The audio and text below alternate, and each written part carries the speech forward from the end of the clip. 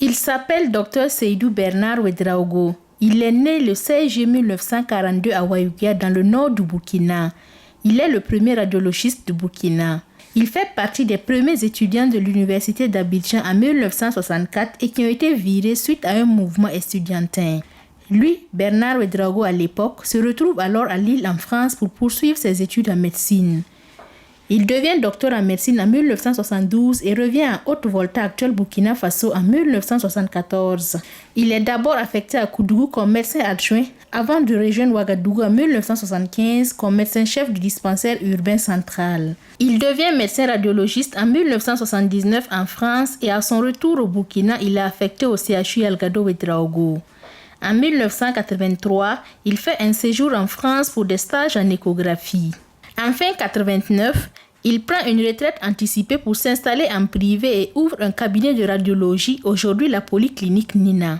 Père de la radiologie du Burkina, Dr Bernard Ouedraogo s'est investi pour donner une image rayonnante à cette spécialité. Nous sommes allés à la rencontre de ce pionnier de la radiologie du Burkina pour revivre ces temps forts.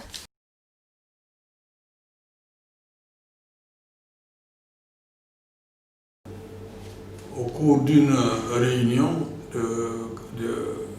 du ministère avec tous les médecins qui étaient, nous n'étions pas nombreux, pour évoquer, n'est-ce pas, le cas de l'hôpital Yalgado, qui depuis 5 ou 6 ans n'avait pas de radiologue.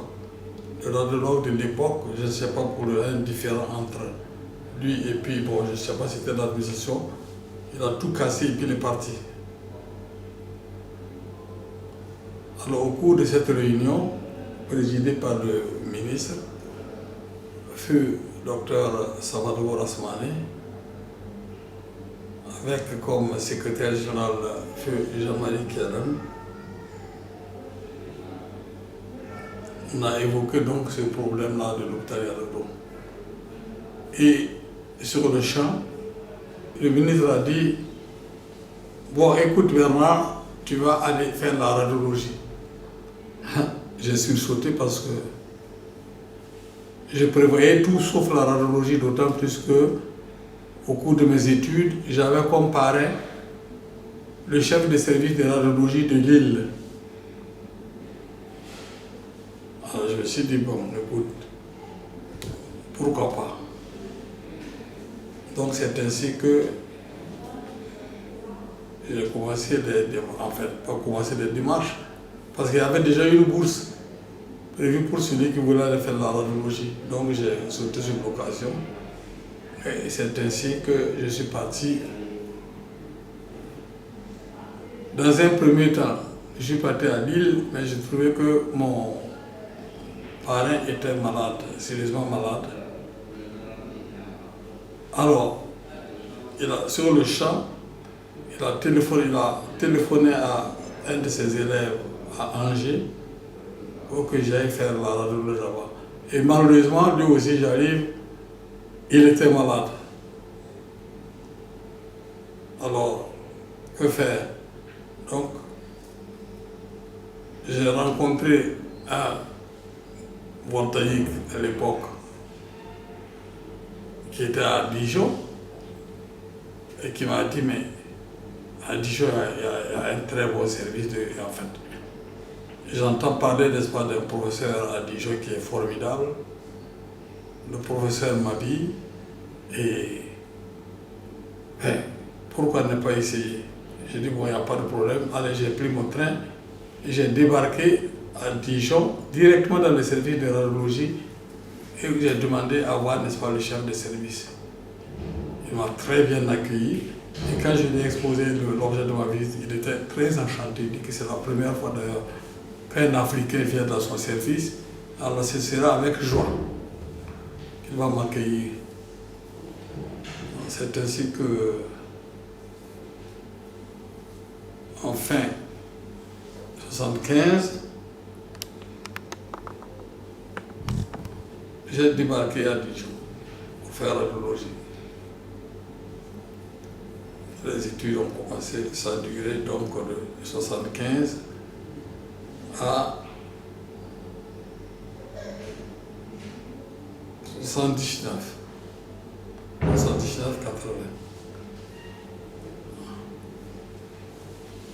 Mon épouse, entre-temps aussi, qui était étudiante en médecine, a obtenu aussi son inscription là-bas, à l'université de Dijon. Et elle a commencé. Non, elle était déjà en deuxième année de médecine. Mais bon. Moi, j'ai été obligé de la laisser là-bas 2 ans pour pouvoir rentrer au pays. Alors, une fois rentré, en début 80. En début 80. Bon, je passe sur les détails. Bon, j'ai été affecté à l'hôpital d'Alagdo pour seconder donc un coopérant qui était là, à qui je rends d'ailleurs hommage, le docteur Cressot. Très compétent et très sympathique. Il m'a vraiment, bon, tant que j'ai radiologue, on a toujours quelque chose à apprendre et qui m'a beaucoup appris. D'autant plus que celui-ci avait baroudé un peu partout, au Tchad, au Congo, et je sais pas, en tout cas il a beaucoup fait l'Afrique. Donc je suis resté avec lui 1 an et 2 ans, oui 2 ans, puisque leur contrat de Covid était 2 ans. Après lui, il y a un vieux qui est venu, un peu souffrant, il est rentré rapidement. Et après lui, il y a eu 2 médecins cubains. Ils sont venus, très compétents d'ailleurs, ça je le connais. Et ensemble, vraiment, on a animé le service de radiologie. Donc, après le départ du coopérant, j'ai été nommé chef de service. Juste secondé 2 ans après par le docteur Ouwa, lui, qui est médecin militaire, toujours retraité comme moi, et qui continue comme toujours parce que dans notre domaine, on a toujours quelque chose à faire. Et donc, nous avons tenu le service, Kayan, on a réorganisé le service. Ça a été difficile, parce que beaucoup de gens ne comprenaient pas pourquoi des pratiques qui avaient lieu, qui avaient cours à l'hôpital Yalogo, pourquoi quelqu'un remettait ces pratiques en cause, à savoir surtout la gratuité des soins, la gratuité pas pour le personnel, mais pour, en Afrique, quand on dit c'est un parent, eh bien, le plus souvent, c'est pas le petit frère, c'est pas l'enfant. Pour bref, il y a eu pas mal d'années au départ avec le personnel, pas le personnel de la radiologie, le personnel qui voyait, n'est-ce pas, ses avantages réduits parce que beaucoup faisaient en fait du commerce. Tu as dit, tiens, telle radio ça coûte 10 000, bon écoute, tu me donnes 5 000, et puis je vais te faire passer cette radio. Voilà, j'ai un parent qui est beau. Bref, il y a eu beaucoup de choses qui ont été remises à l'ordre. Ça nous a valu pas mal de choses. Ça nous a valu l'inimité de pas mal de gens. C'est dommage que beaucoup, surtout de nos manipulateurs, ne soient plus de ce monde, mais néanmoins on a tenu. L'hôpital Yalogo ne faisait pas 300 000 francs de retraite par mois. Alors, avec la rigueur qu'on a installée, les premiers mois, nous étions à 2 millions et quelques. Ensuite, 3 millions. Bref, ça faisait quand même des recettes pour l'hôpital, mais aussi pour le personnel. Je souligne en passant que les manipulateurs, bon, beaucoup ne sont pas de ce monde actuellement, multiplier leur salaire par 2. Alors, ce qui faisait que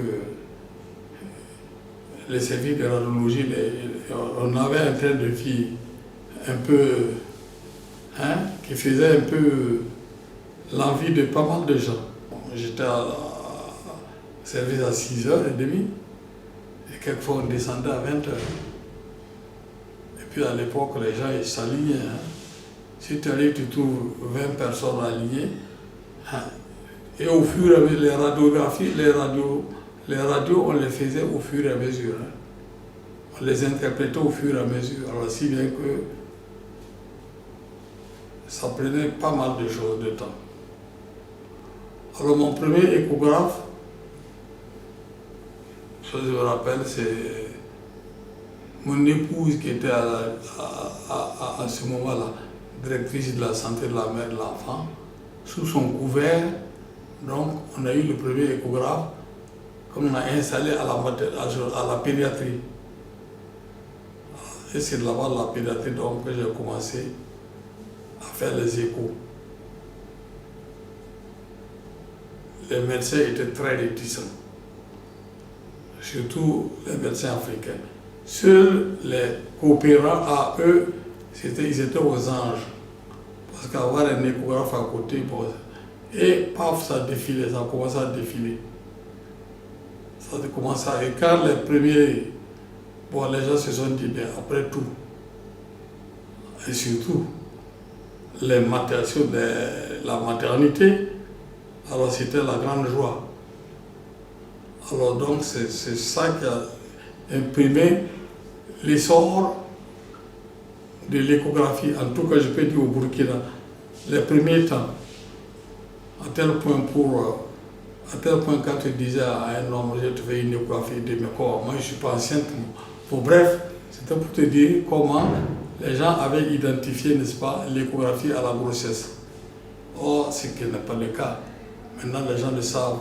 Donc l'échographie maintenant est devenue l'examen le plus courant, en tout cas le plus demandé dans le domaine de l'imagerie. J'ai quitté Yalgadou en fait 89-90.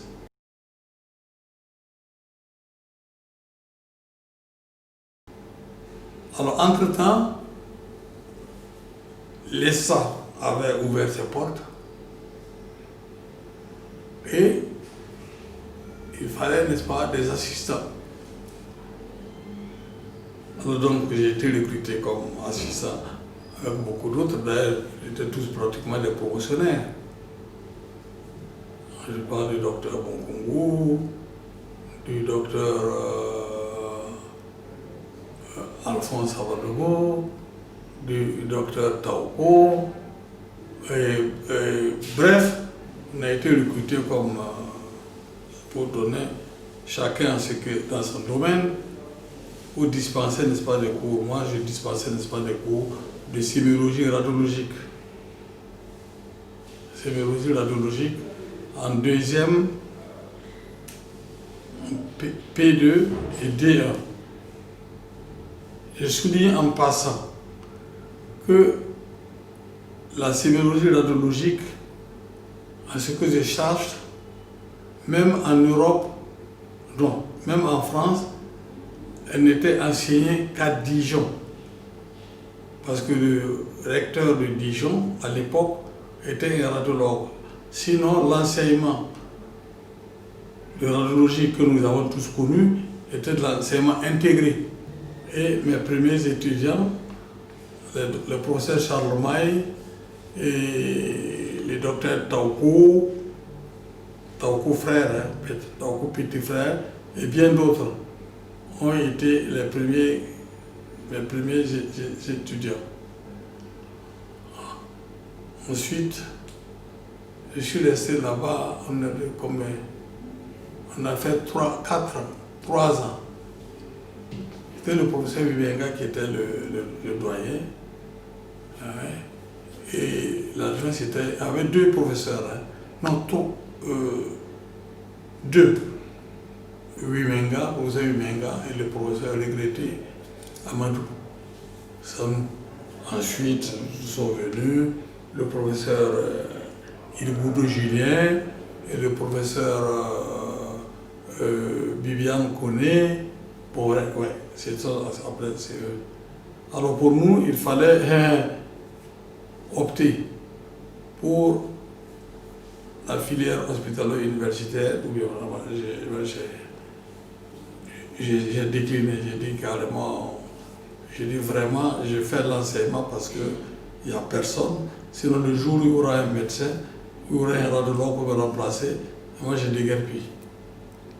Et c'est ce que j'ai fait. Parce que je n'avais pas du tout, je ne voulais pas du tout embrasser la carrière hospitalo-universitaire pour une simple raison, je risquais encore de me retrouver peut-être premier agrégé de choses, de radiologie et bloqué.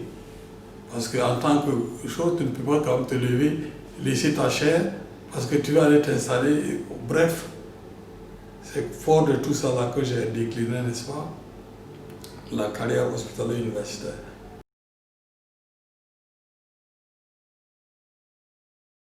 Quand j'ai cumulé le nombre d'années nécessaires pour partir de la fonction publique, à l'époque on nous disait qu'on a 10 ans. On a 10 ans de service obligatoire à l'État avant de partir. Mais pour les médecins, ça a été compliqué. Surtout pour moi, parce que comme on dit, seul dans le service, je ne peux pas me lever plaqué comme ça. C'est sous la Révolution, paradoxalement. Quand j'ai été le voir, je l'ai expliqué. Il a dit, ah, docteur, il y a un problème.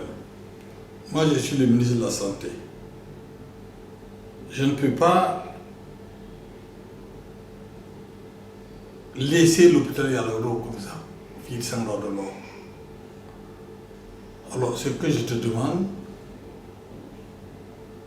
comme j'avais déjà entrepris plus de démarches avec les banques, tout ça là, bon, bref, ce que je te demande, c'est de ne pas laisser tomber Yaloro. Tu t'occupes de ton cabinet et tu fais tout pour que Yaloro marche. Quand il m'a dit ça, j'étais tellement content que je lui ai dit voilà. Camarade ministre, mon cabinet attendra. Il est équipé, il attendra. Ce qu'on appelle les ajouts courts, parce que quand j'ai pris un prêt, quand même, c'est de 5 ans. Les ajouts vont courir, mais tant qu'il n'y aura pas de radiologue, moi je continuerai donc d'assurer, je ferme mon cabinet, je continuerai d'assurer. Effectivement, moins de 3 mois ou moins de 2 mois, le radiologue est rentré. C'était sur le docteur Traoré, c'est lui qui est décédé. Donc c'est quand le docteur Traoré est rentré que moi j'ai pris ma retraite. Tout en continuant, je précise, parce que c'était sûr, tout en continuant à donner des cours de sémiologie radiologique. Au départ, ce n'était pas une clinique. J'avais demandé l'ouverture d'un cabinet de radiologie. J'avais quoi? J'avais un appareil de radiologie, un plateau flottant en fait qui faisait tous les examens. Et puis j'avais un échographe. Un cabinet de radiologie ne pouvait employer que les radiologues. Mais entre-temps, la demande a été très forte. Les gens, bon, je crois que ça a été l'occasion, par exemple, ça a été au décours, n'est-ce pas, d'une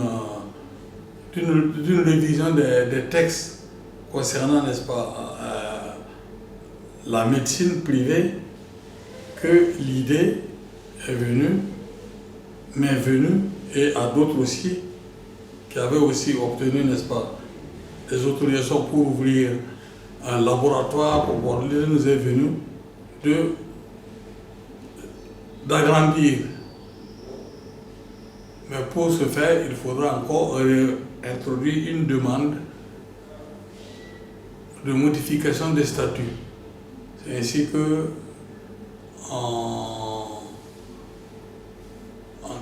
92, je crois, j'ai obtenu donc l'autorisation de transformer le cabinet de radiologie en clinique.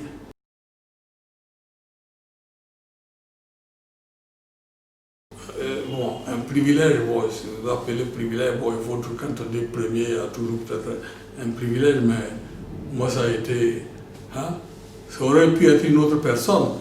Hein, hein. Vraiment, je ne m'attendais pas du tout à aller faire radiologie, mais comme mes aînés m'ont dit d'aller faire radiologie, moi j'ai suivi. Hein, sinon, bon, il n'y a pas de privilège particulier. Hein.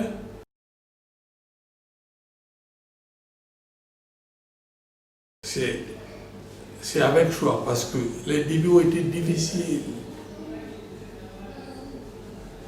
Les ministères, j'ai encore quelqu'un, comment on appelle ça, ceux qui s'appellent la DEP, ou c'est quoi, au ministère, là, ceux qui envoyaient les gens en spécialité, tout là.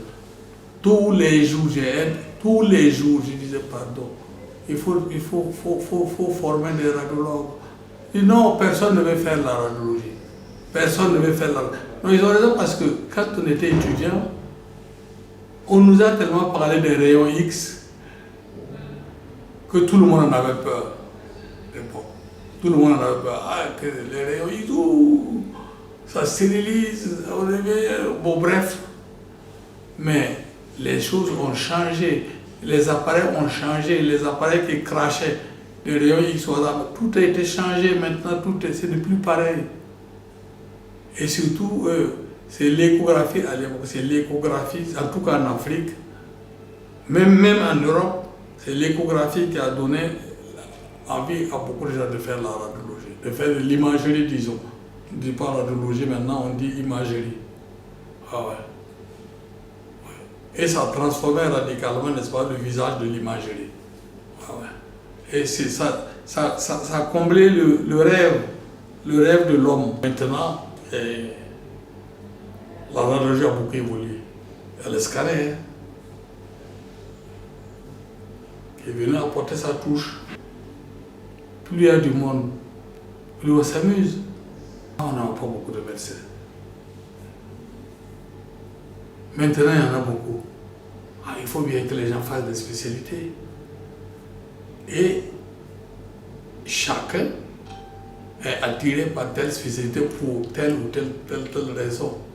Ah ouais. Donc, sur ce point-là, on ne peut, n'est-ce pas, que se réjouir qu'il y ait autant de spécialistes. C'est une bonne chose. D'abord, ils peuvent s'entreformer, comme on dit, hein, parce qu'il y a toujours quelqu'un qui connaît quelque chose que l'autre ne connaît pas.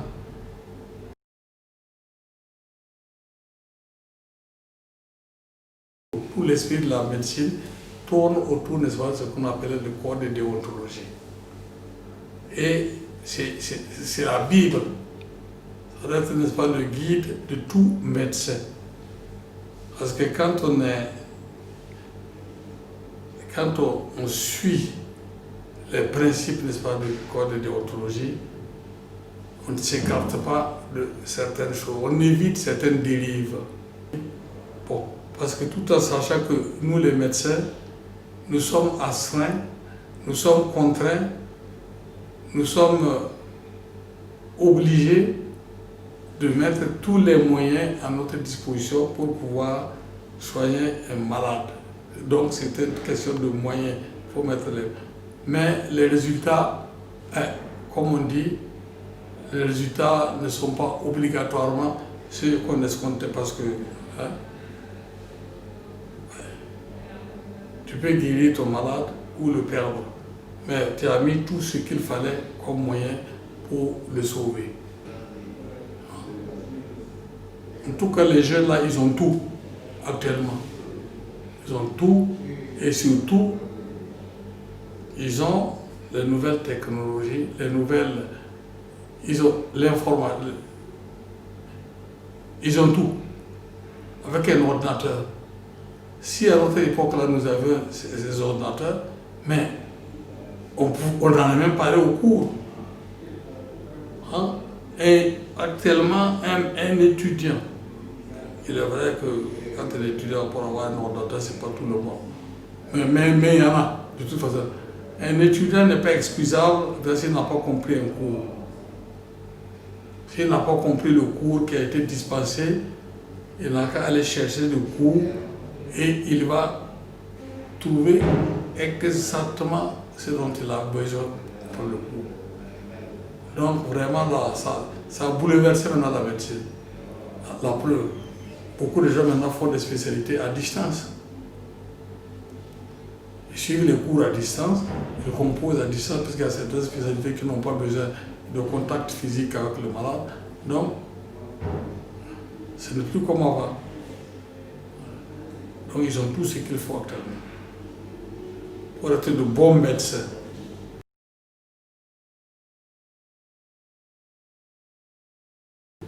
Personnellement, je suis content de l'évolution de la médecine actuellement. Et je suis surtout content du Conseil de l'ordre des médecins, qui joue vraiment pleinement son rôle. Son rôle de surveillance de la médecine, de surveiller la médecine. Parce que il y a des brebis galeuses partout. Il y a des gens qui ont exercé toute leur vie la médecine sans avoir mis un seul pied dans une faculté de médecine. On a vu des gens, surtout le cas célèbre d'un médecin marseillais, qui a quitté l'Algérie parce qu'il était plombier. C'est son papa qui était médecin, qui est mort au cours des choses. Il est rentré avec le diplôme de son papa, plombier. Il a exercé la médecine pendant 30 ans. C'est une malheureuse ordonnance qu'il a fait tomber. Et ça aussi, un étudiant en médecine qui l'a fait tomber. Donc c'est pour vous dire que ce n'est pas dans nos pays là qu'il n'y a pas de brebis galeuses qui s'embusquent. Et le Conseil de l'ordre veille, rien qu'à écouter par exemple, plusieurs cas, des gens qui ont été mis à l'ombre, des gens qui ont été détectés, tout ça, ça c'est grâce au Conseil de l'ordre. Et vraiment, je souhaite que tous les médecins là se resserrent autour du Conseil de l'ordre et de ses dirigeants pour assainir encore plus la pratique de la médecine. En tout cas, c'est mon vœu. Dr Seydou Bernard Ouedraogo vit paisiblement sa retraite malgré quelques problèmes de santé et s'entoure de l'affection de ses proches et collaborateurs. Cet amour s'est d'ailleurs traduit par cette surprise que lui a faite ses collaborateurs et sa famille à son anniversaire le 16 juillet dernier.